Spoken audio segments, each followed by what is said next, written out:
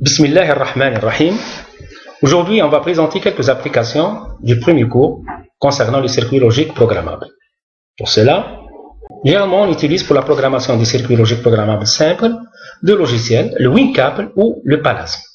Notre premier exemple, c'est la programmation du GAL pour qu'il fait la fonction de décodeur BCD vers 7 segments.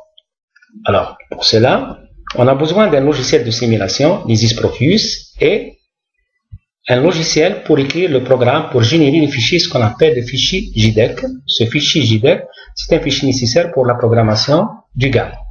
Alors, pour la programmation, en utilisant le WinCAPL, voilà le programme de décodeur BCD 7 segments, on déclare les entrées, 4 entrées, et 7 sorties pour les 7 segments.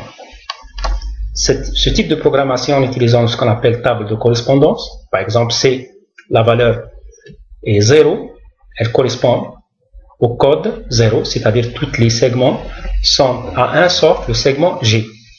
A, B, C, D, E, F, G, c'est les 7 segments, ainsi de suite. Par exemple, le 8, voilà, tous les segments sont alignés tout simplement. Alors, généralement, après compilation, je vais générer un fichier, ce qu'on appelle le fichier JDEC. C'est un fichier binaire. C'est ce fichier-là qui va être utilisé pour la programmation de notre GAL.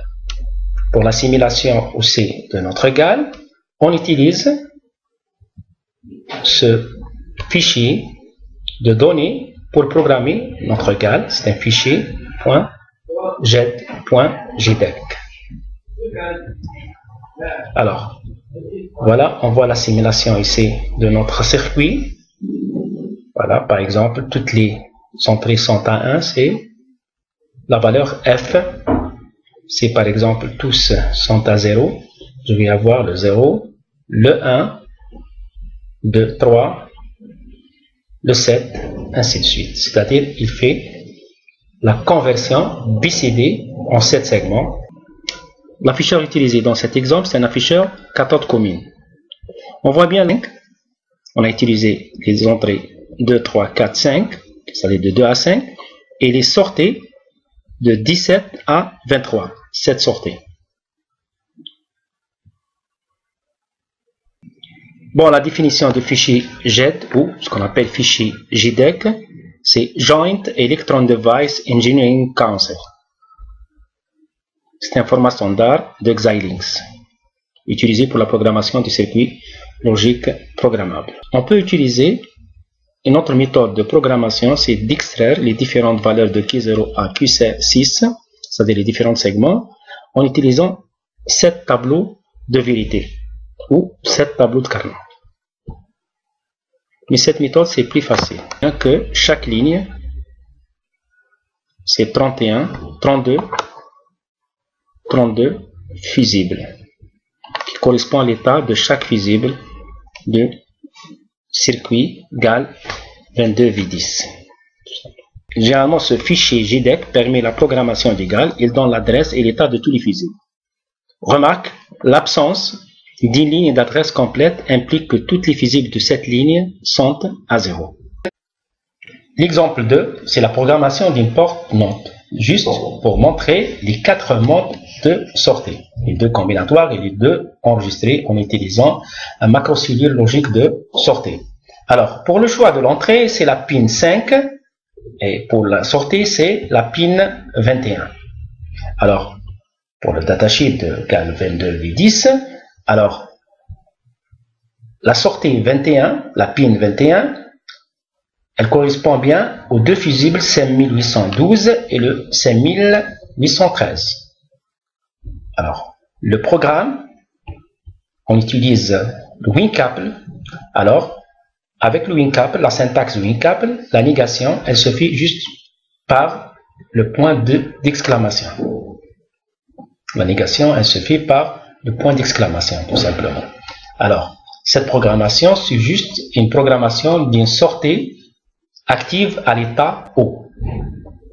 Alors, après compilation, les 2 fusibles sont à 1, 1, c'est-à-dire S0 égale à 1 et S1 égale à 1, qui correspond bien, elle correspond bien à l'état combinatoire active à l'état haut. Maintenant, si on veut que l'état soit combinatoire active à l'état bas, il faut juste mettre un point d'exclamation dans la définition du sortie, tout simplement. Après compilation,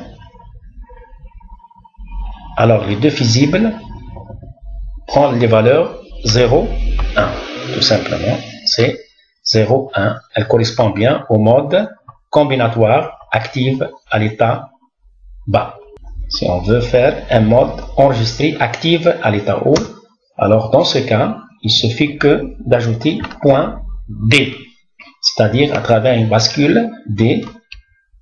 Je compile. Alors, après compilation,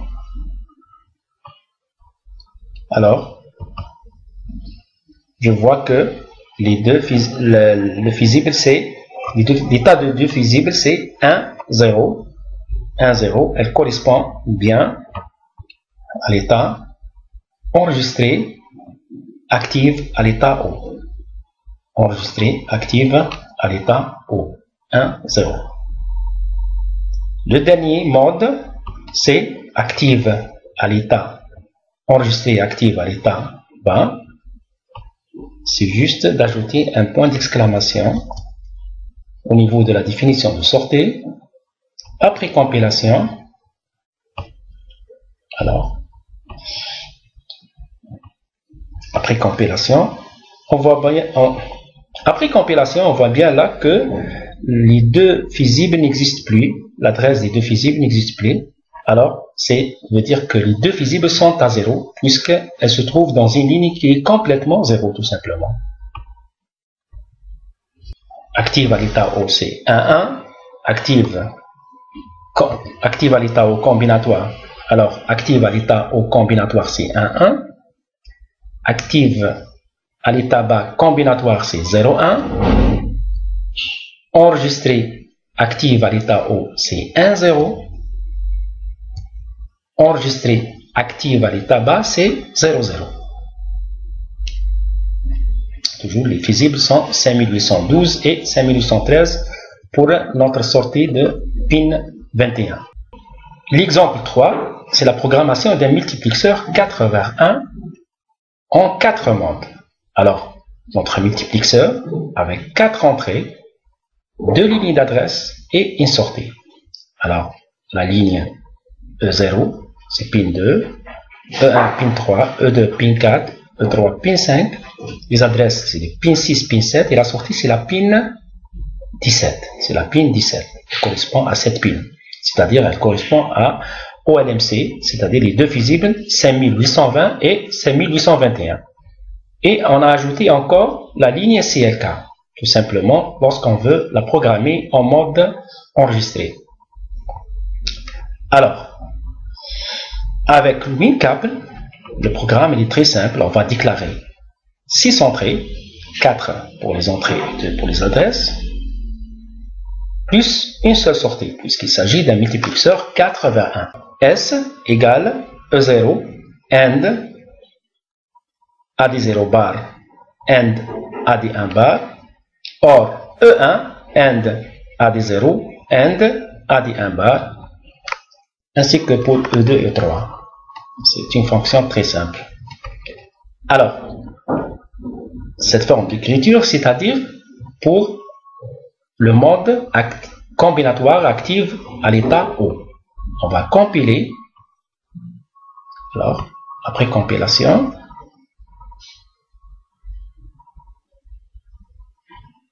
alors, pour notre circuit, c'est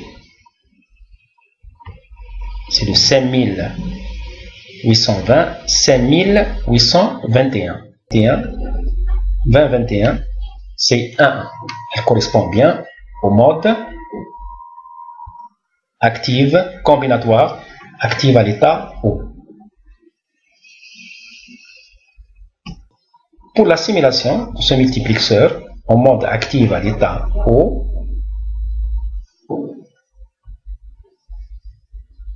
alors,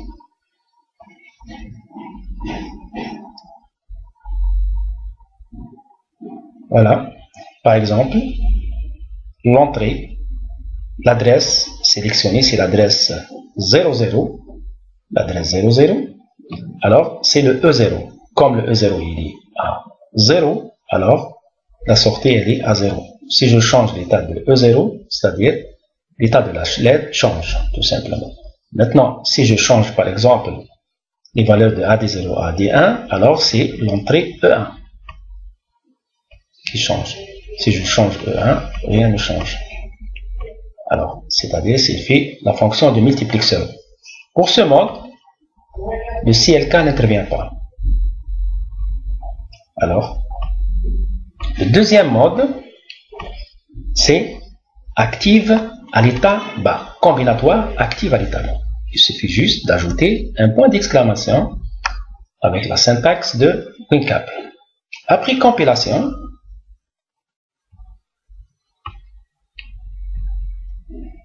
alors, si on peut vérifier le fichier JDEC, alors, de 5000, on voit bien que la valeur c'est 0,1. La valeur 0,1, elle correspond bien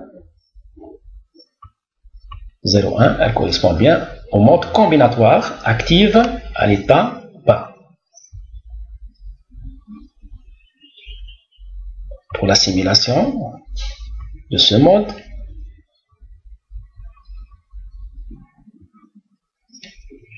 voilà. Par exemple, on va choisir l'adresse E0. Alors, on voit bien là que si le E0 égale à 0, la sortie, elle est à 1, puisqu'elle est active à l'état bas. Par contre, si l'entrée égale à 1, alors la sortie égale à 0. La même chose, si par exemple, on va choisir une autre adresse, par exemple AD1, AD0 sont à 1, c'est-à-dire l'adresse, c'est l'entrée E3. Alors, comme le E3 là, elle est égale à 1, alors on voit bien que S égale à 0. Si E3 égale à 0, alors la sortie S égale à 1. Toujours c'est l'inverse, puisqu'elle est active à l'état bas. Le troisième mode, c'est enregistrer active à l'état haut. Il suffit d'ajouter au niveau de l'équation de la sortie point D et compiler. On voit bien là que les deux fusibles prend les valeurs 1, 0. 1, 0, c'est enregistré active à l'état haut. 1, 0. Enregistré, c'est-à-dire à travers une bascule, active à l'état haut. Pour la simulation de ce troisième mode, alors on va utiliser l'horloge CLK. C'est-à-dire on assimile l'horloge par un bouton, c'est-à-dire qui va simuler un franc montant au niveau de l'entrée CLK. On va choisir l'adresse par exemple 00, alors c'est l'entrée E1. On voit bien là que si l'entrée E0 change, la sortie ne change pas. Mais le changement de la sortie, elle se fait après un franc montant tout simplement. Par exemple, l'entrée là c'est égal à 1. Alors, si on fait un franc montant au niveau de CLK, alors je trouve que S égale à E0. La même chose, par exemple, elle est 0, mais le S reste à 1. Alors, elle attend un franc montant pour qu'elle change d'état, tout simplement. Par exemple, pour une autre adresse, par exemple, cette adresse, okay, c'est-à-dire c'est l'entrée 2, la même chose, elle ne change pas de sortie, mais si j'applique un franc montant au niveau du CLK, c'est-à-dire je vais avoir la sortie S égale à E1, c'est le franc montant. C'est un truc séquentiel, c'est-à-dire c'est un multiplexeur séquentiel, sensible au franc montant CLK. Le dernier mode, c'est enregistrer, mais active à l'état bas. Alors, je compile. Le fichier JDEC, Alors, on voit bien là que l'adresse des deux fusibles ne figure pas dans ce fichier puisqu'elle se trouve dans une ligne qui est complètement 0. Alors, les deux fusibles sont à 0, qui correspond bien au mode enregistré active à l'état bas à travers une bascule. Pour la simulation, alors, la simulation de ce mode, voilà, par exemple l'adresse 00, on voit bien que si je change pas, alors si la valeur E0 égale à 1 et une impulsion, un front montant, alors c'est l'inverse de E0 puisqu'elle est active à l'état bas. Par contre, si E0 égale à 0, alors dans ce cas, un front montant faire passer S à 1. L'exemple 4, c'est la programmation d'un compteur modulo 10 avec un afficheur 7 segments, cathode commune. Pour cela, nous avons utilisé un GAL pour un compteur modulo 10 binaire plus un autre GAL juste pour la conversion BCD 7 segments pour l'affichage. Alors, pour cela, il faut utiliser 4 équations à calculer en utilisant 4 tables de Carnot, en utilisant la table de transition de la bascule des flip-flops, ainsi que les tables de vérité de compteur, ce que vous avez déjà vu en deuxième année pour les circuits séquentiels. Alors, avec WinCouple, alors, on doit déclarer que 4 sorties, Q2, Q6, QB, Q1, et écrire les équations qu'on a déduites avec les tables de Carnot, tout simplement. Alors, pour la simulation, voilà, pour simuler ce compteur modulo 10, voilà, à chaque impulsion, chaque front montant, il s'incrémente jusqu'à la valeur 9, puis devient 0, puisque c'est un compteur synchrone modulo 10. C'est terminé pour ce cours.